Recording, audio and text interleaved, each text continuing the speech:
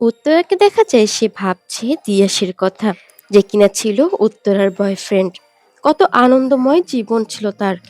এগুলো ভাবতে ভাবতেই উত্তরা চিৎকার করে কান্না করতে থাকে আর বলতে থাকে, আমার সব শেষ দাদা, সব শেষ। আমি সবকিছু হারিয়ে ফেলেছি। এদিকে দেখা যায় রাঙা দিদা রাখিকে গল্প শোনাচ্ছিল। রাখি এক পর্যায়ে শুয়ে পড়ে। রাঙা দিদা ভাবে রাখি হয়তো ঘুমিয়ে গেছে। ঠিক সেই মুহূর্তে উত্তরা এসে হাজির হয়। সে রাঙা দিদাকে বলতে থাকে, এখানেই বন্ধন কোনো একটি জায়গায় পোস্টমর্টমের রিপোর্টটি রেখেছে। সেটা রাঙা পিসিকে যে করেই হোক খুঁজে দিতেই হবে। রাঙা পিসি উত্তরাকে সাবধান করে সে যা করছে ঠিক করছে না, কিন্তু কিন্তু উত্তরা বলে সে একবার যা ভাবে তা করেই ছাড়ে। রাঙা পিসি নিশ্চয়ই সেটা ভালো করেই জানে, তাই রিপোর্টটি যেন খুঁজে বের করে। রাখি চোখ বন্ধ করে থেকেই সব কথা শুনে ফেলে। গলাটা তার নকল মায়ের মতো ছিল। রাখি আরেকটু শিওর হওয়ার জন্য তার জেঠুকে ফোন করে বলে তার নকল মা কি কোথাও বেরিয়েছিল। জেঠু তখন জানায়, হ্যাঁ বেরিয়েছিল তো, এসে পড়েছে। রাখি বুঝতে পারে হয়তো তখন নকল মাই এসেছিল। বন্ধনকে সবটা জানায়। পোস্টমর্টম রিপোর্ট যে চেয়েছিল তাও রাখি শুনে ফেলেছে এবং মনে রেখে দাদাকে বলে দিয়েছে। এদিকে মলিনা প্রশ্ন করলে মিমি উত্তর দেয়, রাখি স্কুলে কেমন লেখাপড়া করে। সব দিদিমণিরা বলে রাখি সব থেকে ভালো স্টুডেন্ট, ওর নাকি রেয়ার ট্যালেন্ট, এমনকি ক্লাস 5 অব্দিও ওর মতো মেধাবী কোনো স্টুডেন্ট নেই। এর পরের সিনে দেখা যায় ভোলা সিংরা বসেছিল। বন্ধন তাদের প্রশ্ন করে, তারা তো সাথী চ্যাটার্জিকে কোলে পিঠে করে মানুষ করেছে, তারা কি বুঝবে না কে সাথী আর কে উত্তরা? তারা তখন জানায়, হ্যাঁ ছোটবেলায় বোঝা যেত, কারণ একজনের পিঠে তিল ছিল, একজন বলছে সাথীর পিঠে, অন্যজন বলছে উত্তরার পিঠে। তাই কে সাথী কে উত্তরা তা বোঝাটা এতটাও সহজ নয়। এদিকে বন্ধন রাখিকে পৌঁছানোর জন্য বের হলে সেই সুযোগে রাঙাদিদা সেই রিপোর্টটি খোঁজার চেষ্টা করে। কিন্তু বন্ধন আগে থেকেই জানতো রিপোর্টটি রাঙাদিদা খোঁজার চেষ্টা করবে, তাই ফিরে আসে। বন্ধন তখন সব কথা জেঠুকে জানাতে গেলে রাঙাদিদা তাকে বাধা দেয়। এটা যদি সে জেঠুকে জানায় তাহলে বন্ধনের কিন্তু ভালো হবে না, অনেক বড় ক্ষতি হয়ে যাবে। বন্ধন ভীষণ কান্না করতে থাকে, সে যে আর পারছে না। এদিকে দেখা যায় উত্তরা রাখিকে টিফিন দিতে চায়। রাখি প্রথমে নিতে রাজি না হলেও এক পর্যায়ে পছন্দের খাবার দেখে যখনই হাতে তুলে নেয়, তার জেঠু সেখানে এসে পড়ে। রাখিকে খেতে বাধা দেয় এবং বলতে থাকে, বাচ্চাদের এরকম লোভ দেখিয়ে কার্য হাসিল করার চেষ্টা করা হচ্ছে তাই না? কিন্তু উত্তরা বলতে থাকে, আপনি এটা ঠিক করলেন না, মায়ের কোল থেকে তার সন্তানকে কেড়ে নেওয়া। অমরেশ দয়মন্তীকে বলতে থাকে, ঘরে ঘরে দুর্গা রয়েছে, কালী রয়েছে, কিন্তু আপনি ঠিক কোনটা? পদন বলতে থাকে, আপনি যদি সত্যি সাথী চ্যাটার্জি হতেন তাহলে আমার থেকে খুশি বোধ আর কেউ হতো না। ওরা রাখিকে নিয়ে চলে যায়। এদিকে উত্তরা দয়মন্তীকে বলতে থাকে, সত্যি তো বৌদি, তুমি ঠিক কোনটা? এর পরের সিনে দেখা যায় বন্ধন তাদের বাড়িতে গিয়েছিল। সে উত্তরার জন্য অপেক্ষা করছিল। উত্তরাকে প্রশ্ন করে, সেদিন হসপিটালে ঠিক কি এসেছিল তার বোনকে বাঁচাতে, তার বোনকে রক্ত দিয়ে গেল, সাদা থান পরা ছিল সে, সে দেখতে আপনারই মতো। কিন্তু উত্তরা বলতে থাকে সে জানে না কে ছিল। এদিকে জেঠু এসে বন্ধনের উপর রেগে যায়, সে রাখিকে কেন একা একা পাঠিয়েছিল।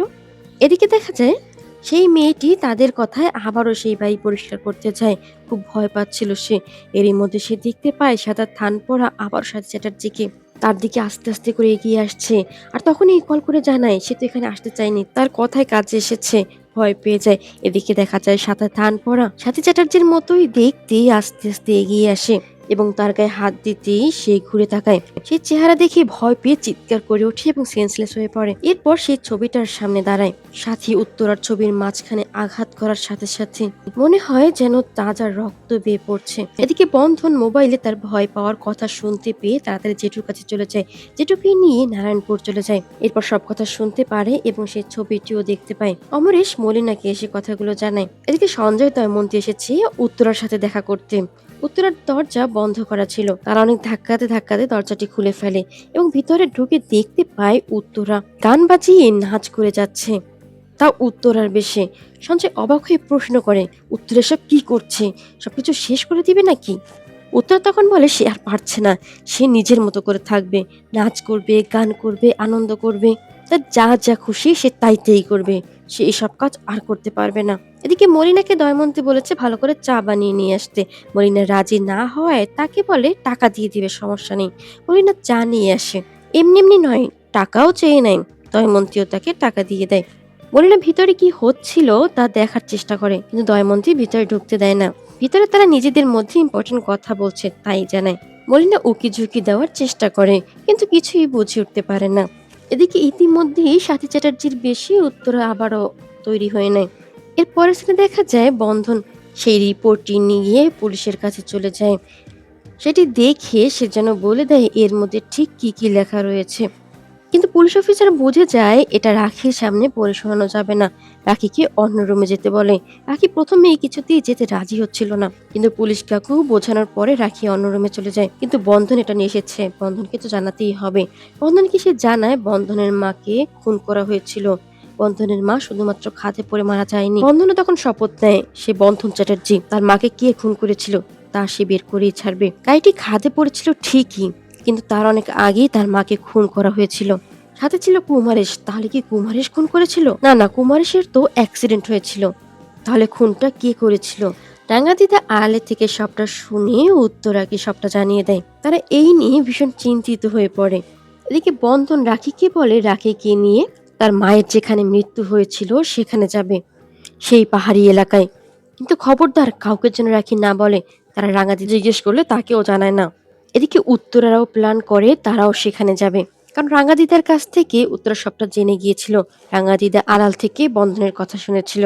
উত্তরা বন্ধনকে কল করে বলে রাখিকে নিয়ে একবার আসতে, পায়েস রান্না করেছে সে। রাখির তো বেশ পছন্দের, তাই না? কিন্তু বন্ধন জানায় তারা এখন আসতে পারবে না। উত্তরা বুঝে যায় বন্ধনরা ঠিক কোথায় যাচ্ছে। এদিকে দেখা যায় উত্তরা হাসতে হাসতে বলতে থাকে, ইয়াস সে তো কখনো সাথীর বয়ফ্রেন্ড হতেই পারে না। সাথীর তো কোনো বয়ফ্রেন্ড থাকারই কথা না। তাহলে কে সে, উত্তরা নাকি সাথী? এত বোকা সবাই। এর পরের সিনে দেখা যায় মলিনা। উত্তরা বেরিয়ে যাওয়ার পরে উত্তরার রুমে সার্চ করতে থাকে। সে শুধু একটি ডায়েরির পাতা খুঁজে পায়, এছাড়া আর কিছুই খুঁজে পায় না। সেই ডায়েরিগুলো খুঁজতে হবে। সেই ডায়েরিগুলো তো এখানে ছিল, কিন্তু ওই মেয়েটা এই বাড়িতে আসার আগেই ওই কথাগুলো কি করে জানতো? এই বাড়িতে আসার পর না হয় ডায়েরি পড়ে জেনেছে। না না, সেই ডায়েরিগুলো খুঁজে বের করতেই হবে। এখানে না থাকলে নারায়ণপুরে থাকতে পারে, সেখানে গিয়ে খুঁজতে হবে। সাথী ছোটবেলা থেকে ডায়েরি লিখতো, প্রত্যেক দিন কি হতো না হতো সম্পূর্ণ কথা সে লিখতো। সেগুলো খুঁজতে গিয়ে সেই ছবির মধ্যে তাজা রক্ত পড়ার মতো দেখে মলিনা মদন ভীষণ ভয় পেয়ে যায়। ঠিক তখনই দেখা যায় আগে থেকে রাঙাদিদারা এসে সেই ডায়েরিগুলো নিয়ে নেয় এবং সেগুলো আগুনে পুড়িয়ে দেয়। রাঙাদিদা বলতে থাকে, আর কোনো প্রমাণই রইল না। উত্তরা আমার জান, আমার সবকিছু, ওই হবে সর্বেসর্বা। কেউই এই রহস্য ভেদ করতে পারবে না। ঠিক তখনই সেখানে একটি শ্যাডোর মতো দেখা যায়, কিন্তু সেটি কার ছিল? আর জমিদার বাড়িতেও গানের আওয়াজ ভেসে আসছিল। কে গাইছিল? তারাও অবাক দৃষ্টিতে সেদিকে তাকিয়ে থাকে। কিন্তু রাঙাদিদা অত সহজে ভয় পাওয়ার পাত্রী নয়। সে একটি ইটের টুকরো হাতে তুলে নেয় এবং সেদিকেই ছুঁড়ে মারে। সেটিকে সেখানে আর দেখা যায় না। সাদা থান পরা সাথী চ্যাটার্জির মতোই দেখতে তাকে দেখা যায় সেই ছবির সামনে দাঁড়িয়ে। ভিডিওগুলো পেতে চ্যানেলটি সাবস্ক্রাইব করে রাখুন, লাইক কমেন্ট করুন। ধন্যবাদ।